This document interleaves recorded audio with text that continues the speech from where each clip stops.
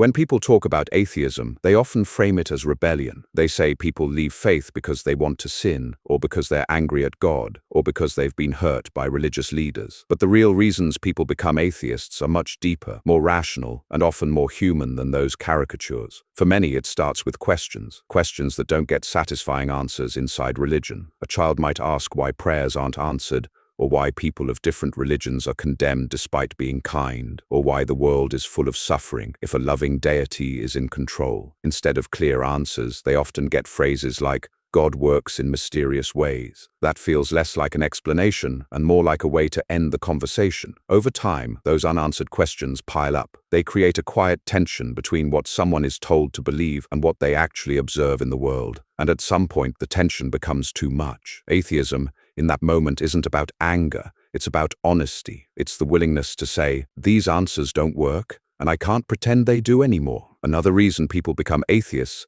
is the problem of suffering. Every religion has some version of a story to explain why bad things happen. Some say suffering is a test, others call it punishment, others claim it's part of a greater plan. But when you look closely, these explanations don't hold up. When a hurricane destroys homes, when a child dies from illness, when war tears apart entire nations, calling it a test or part of a plan feels hollow. The sheer scale of suffering in the world doesn't match the idea of an all-powerful, all-loving being watching over humanity. And for many, that's the breaking point. Philosophers have written about this for centuries, but it doesn't take philosophy to feel its weight. It's enough to stand at a funeral and hear someone say the tragedy was meant to be. That phrase can spark doubt because it clashes with empathy, reason, and justice. For countless people, atheism begins when they stop accepting suffering as something that needs a supernatural explanation and start seeing it as a problem humans must face together. Science is another pathway out of religion. As people learn more about the natural world, they discover that many things once attributed to gods now have testable explanations. Lightning, earthquakes, disease, all of these were once explained by divine action. Today they're understood through physics, geology, biology,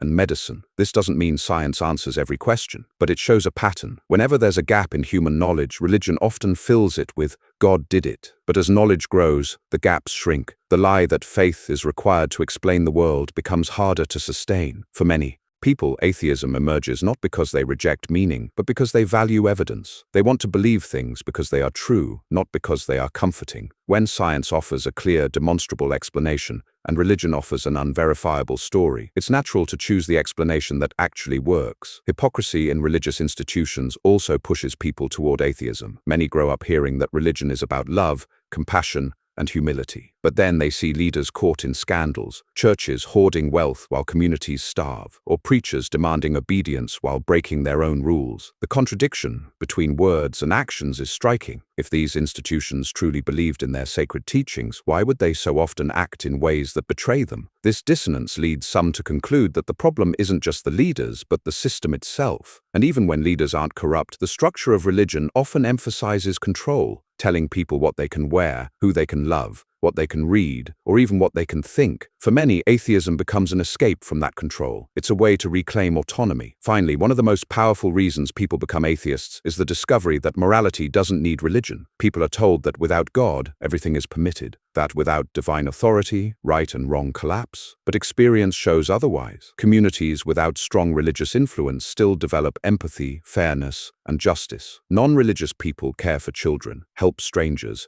and fight for equality. In fact, some of the most peaceful societies today are also among the least religious. This realization changes everything. If morality isn't dependent on religion, then one of its strongest claims to necessity disappears. Atheism, in this sense, isn't a rejection of morality. It's a recognition that morality is human, that values like kindness, fairness, and dignity come from us, not from a supernatural source. Another reason people become atheists is exposure to diversity. When someone grows up in a closed environment, their religion feels like the only option. Everyone around them believes the same thing, the same rituals are repeated, and the same authority figures reinforce the same ideas. But the world is bigger than that bubble. Travel, education, or even access to the internet can change everything. Suddenly, people discover not just one religion, but thousands. Each one claims to be the truth. Each one has its own scriptures. Each one has devoted followers willing to die for their beliefs. That realization plants a seed. If all of them make the same claims,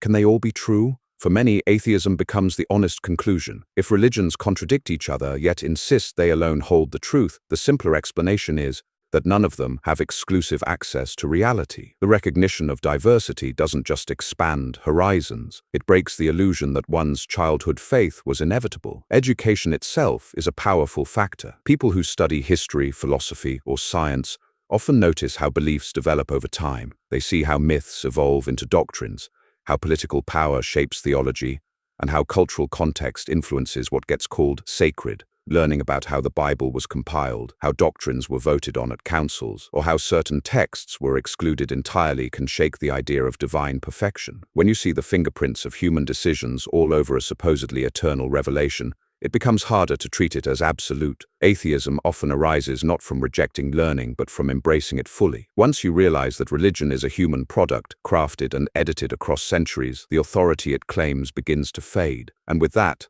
the door to a life without religious assumptions starts to open. Personal experience also plays a role. Many people leave faith not because of abstract arguments, but because of lived contradictions. Someone prays desperately and nothing happens. Someone seeks guidance from a leader and gets shamed instead. Someone watches tragedies strike good people while selfish, cruel individuals prosper. These moments feel like cracks in the foundation. At first, believers may blame themselves. Maybe they didn't pray hard enough. Maybe their faith wasn't strong enough. But eventually, the pattern becomes undeniable. The world doesn't work the way religion promises it does. Atheism, in these cases, isn't about philosophy at all. It's about survival. It's about being honest with what you've actually seen instead of clinging to what you've been told should happen. The lived experience of inconsistency often outweighs the strongest sermons. Social change is another catalyst. As societies evolve, many old religious rules clash with modern values. Issues like gender equality, LGBTQ+ rights, or freedom of belief reveal a sharp divide between traditional doctrines and contemporary understanding of justice. When people see religion standing against human rights, it raises questions. Why would a perfect divine system need to suppress love, silence women, or deny freedom? These conflicts often spark deeper examination. For some, the realization is gradual. For others, it comes in a single moment of clarity. Atheism grows in these contexts because people recognize that compassion and equality don't need divine approval. They see that progress often comes in spite of religious opposition, not because of it. And once that truth becomes clear, it's hard to return to the idea that religion is the source of morality. Finally, one of the most overlooked reasons people become atheists is psychological.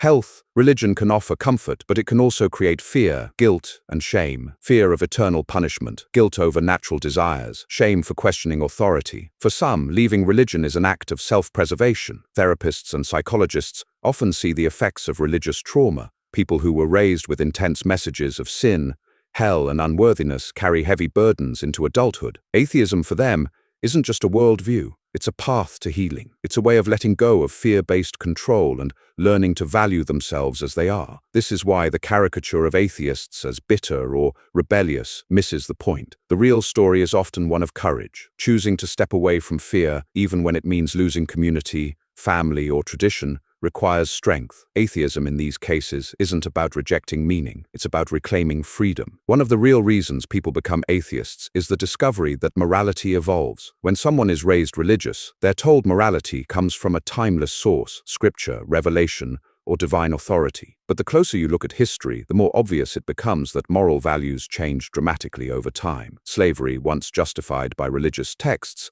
is now seen as an atrocity. Rules about women being silent in public or obedient to men were once treated as divine law, but are widely challenged today. Even dietary laws or rules about clothing, once central, fade into irrelevance in modern life. If morality truly came from an unchanging God, why would it shift so much? For many, the answer is simple. Morality comes from human beings, from empathy, reason, and the need to live together. Once that becomes clear, the religious explanation collapses. Atheism becomes not the rejection of morality, but the recognition that morality is human all along. Another powerful reason people leave religion is recognizing how much fear drives belief. Fear of death, fear of punishment, fear of being wrong. The idea of eternal consequences weighs heavily, and for centuries, religious leaders have used it to keep followers obedient. But when someone steps back and notices how fear is used, the illusion weakens. They begin to ask, why would a loving deity need to threaten eternal torment to secure devotion? Why would truth need to be enforced with fear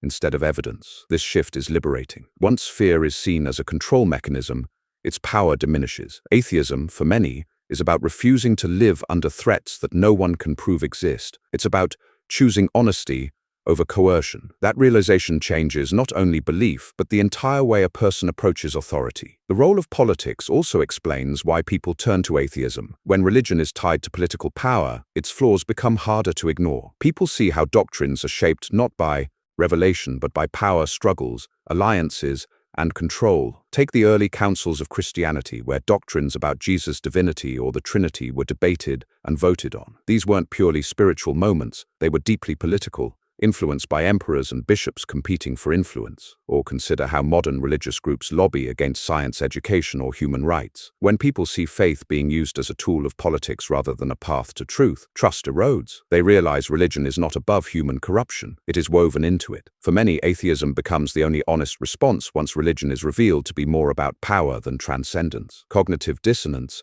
is another force that leads people away from belief. This is the psychological discomfort of holding two contradictory ideas at once. A believer might hear that God is loving, but also sends people to eternal torment, or that God is all-powerful but somehow needs money from donations. At first, people may rationalize these contradictions. They may say, it's a mystery, or our minds can't understand God's ways. But over time, the contradictions pile up, and the excuses wear thin. Some reach a point where the mental gymnastics become exhausting. Atheism offers relief from this cycle. It allows people to stop forcing themselves to reconcile contradictions that can't be reconciled. It replaces strained explanations with a simpler truth. The contradictions exist because these are human stories, not divine revelations. And once that's clear, the dissonance fades. Finally, there is the impact of technology and communication. In the past, people could live their whole lives within a single religious framework, rarely hearing competing perspectives. Today, information flows across the globe in seconds. A sermon claiming the Earth is 6,000 years old can be fact-checked with a quick search. Online communities also give support to doubters who once felt isolated. Someone questioning their faith in a small town can now connect with thousands of others who have asked the same questions. That solidarity matters. It makes leaving religion less terrifying and more possible. Atheism spreads not because people suddenly lose meaning, but because they finally have access to tools that let them explore freely. The internet has pulled back the curtain, showing that doubt is widespread, and that people thrive outside of religion. For many, that's the final piece that allows them to step away fully. Another real reason people become atheists is the recognition of religious pluralism. When someone realizes that billions of people are equally confident in their own religions, Islam, Hinduism, Christianity, Buddhism, and countless others, it forces a hard question. If so many people are certain, and their certainties contradict, how can any one group claim to be right? At first, some resolve this by insisting their faith is the only true one. But over time, many notice that the arguments used to defend one religion could be used to defend another. Testimonies, miracles, holy books, personal experiences, all religions have them. They can't all be correct at the same time. For many, atheism becomes the only consistent conclusion. Instead of choosing one faith over another, they step outside the system altogether. It's not a rejection of meaning, but an acceptance that conflicting absolute claims cancel each other out. Another pathway is the study of psychology. As people learn about how the human mind works, they begin to see how belief is shaped by cognitive biases, social reinforcement, and emotional needs. Religion is less a divine revelation and more a byproduct of how brains seek patterns and comfort. For example, humans are prone to see intention where none exists. We hear a rustle in the grass and assume an agent is there. That same instinct makes people see divine agency in random events. We also suffer from confirmation bias, remembering the prayer that seemed to work while forgetting the ones that didn't. Once you see how these mechanisms operate, the supernatural explanation becomes unnecessary. Atheism then feels like peeling away layers of illusion. You realize the mind is not a window to divine truth, but a machine evolved to survive, sometimes by inventing stories that aren't true. Personal relationships also explain why people leave religion. Many grow up being told that those outside the faith are dangerous, immoral, or lost. But when they meet people who don't believe, co-workers, neighbors, friends, those stereotypes collapse. It's hard to maintain the belief that non-believers are wicked when your kindest friend doesn't share your faith, or when a loving partner doesn't fit the mold of the religion you were raised in. Direct human connection erodes the myths that religion promotes about outsiders. Atheism, in this case, doesn't come from argument, but from empathy. When you see humanity reflected in people of all beliefs, you realize goodness isn't confined to any one tradition. That recognition makes it easier to let go of exclusivist claims and embrace a broader, more inclusive perspective. The role of time is also critical. Many people don't leave religion in a single moment. It's a long process. Years of questions, doubts, and quiet reflections accumulate until finally the balance tips. Religious systems often describe this process as backsliding or falling away, but for those going through it, it feels more like waking up. You slowly notice the contradictions, the unanswered prayers, the moral failings, the human fingerprints on sacred texts. Each realization is small,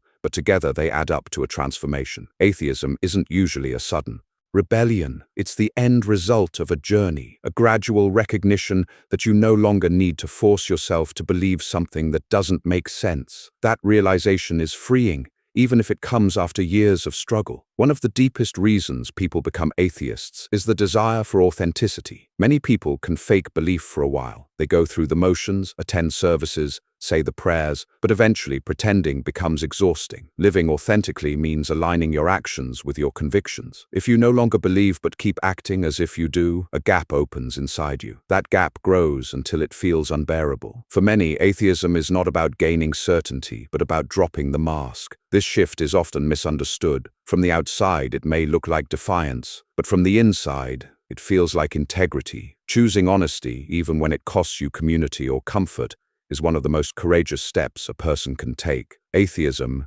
in this sense, is less about denial and more about living truthfully. A major reason people become atheists is the realization that religion often overpromises and underdelivers. Believers are told that prayer brings results, that faith moves mountains, that devotion protects from harm, yet real life rarely matches these claims. When someone prays for healing and the illness persists, they're told the answer was no, or that they lacked faith. When disasters strike the devout just as often as the non-believers, the explanations sound hollow. Over time, the gap between promises and outcomes becomes too wide to ignore. For many, atheism is simply acknowledging reality. It's refusing to twist every disappointment into a lesson about invisible plans. It's saying that a world that works the same whether or not people pray probably isn't being micromanaged by the divine. Another reason is the recognition that meaning doesn't require religion. Faith traditions often claim that without God, life has no purpose, but purpose is not handed down, it's created. Artists find meaning in creativity, parents in raising children, activists in fighting for justice, scientists in discovering truth. None of these require belief in the supernatural. They require passion, commitment, and human connection. When someone realizes they can craft their own meaning, the grip of religion loosens. Atheism, in this case, isn't emptiness, it's empowerment. It's the freedom to shape life according to values that resonate personally, not rules imposed by ancient texts. Community is another factor. Religion often claims to be the source of belonging, but people discover that community exists outside of churches, mosques, and temples. Support groups, online spaces, sports teams, volunteer organizations, and friendships all provide the same sense of connection. When someone leaves religion, they may fear isolation, but many find that life outside faith actually expands their circles. They can form relationships not limited by dogma, not bound by who is in or out of the faith. That realization is powerful. Atheism, in this sense, isn't about rejecting community. It's about finding communities that are authentic, inclusive, and not conditional on belief. Critical thinking also leads many to atheism. Once people start applying the same standards of evidence to religion that they apply to everything else, belief often crumbles. We don't accept hearsay as evidence in court. We don't buy products based on unverified testimonials. Yet religion expects people to believe extraordinary claims with little more than tradition and repetition. When someone realizes that the same reasoning they use in daily life should apply to religion, the difference is stark. Atheism, then, is not about cynicism. It's about consistency. It's holding religious claims to the same bar of evidence that every other claim must meet. Finally, the real reason many people become atheists is simply the pursuit of truth. Not comfort, not rebellion, not convenience. Truth. Religious systems often prioritize loyalty over honesty. They tell people to protect the faith even when doubts are strong. But truth seekers can't stop at tradition. They need coherence, evidence, and authenticity. For these individuals, atheism isn't the goal, it's the byproduct. It's what happens when you strip away answers that don't hold up and refuse to settle for easy explanations. It's the courage to say, I want to believe what's real even if it's not what I was taught. One of the real reasons people become atheists is that they begin to see religion as unnecessary for explaining the world. Once upon a time, divine stories were the only explanations available. Gods caused lightning, gods caused famine, gods controlled the sun and the stars. But the more humans investigated, the more those gaps were filled with natural explanations. Now, when thunder rolls, we don't assume it's a divine voice. We know it's air pressure and heat. When crops fail, we don't assume a deity is angry. We look at soil quality, rainfall, and climate. Step by step, the natural world becomes understandable without appealing to the supernatural. Atheism often comes when someone notices this pattern. The things religion once claimed to explain are better explained elsewhere. The question becomes, if faith is not needed for weather or disease or astronomy, why assume it is needed for anything at all? Another path toward atheism comes from studying history. When you see how religions change, split, and evolve, it's difficult to keep believing any of them are timeless truths. Christianity began as one sect among many Jewish movements in the 1st century. Islam emerged in a very specific cultural and political context in the 7th century. Hinduism evolved from a blend of rituals, philosophies, and traditions across millennia. Buddhism spread by adapting itself to different cultures, sometimes teaching ideas that contradicted earlier forms. If religions were truly eternal revelations, they would not look so much like products of their time and place. For many, that realization is decisive. Once you see the fingerprints of history all over faith, you start to recognize religion as a human invention rather than divine transmission. The moral problem of exclusivity also leads people to atheism. Almost every religion claims to be the only true path, and often insists that outsiders are doomed, misled, or unworthy. This creates tension when believers encounter good, kind people who fall outside those boundaries. A devout Christian may struggle with the idea that billions of sincere people are destined for hell simply because they were born into other faiths. A Muslim might wrestle with the claim that only their version of belief secures salvation. The exclusivity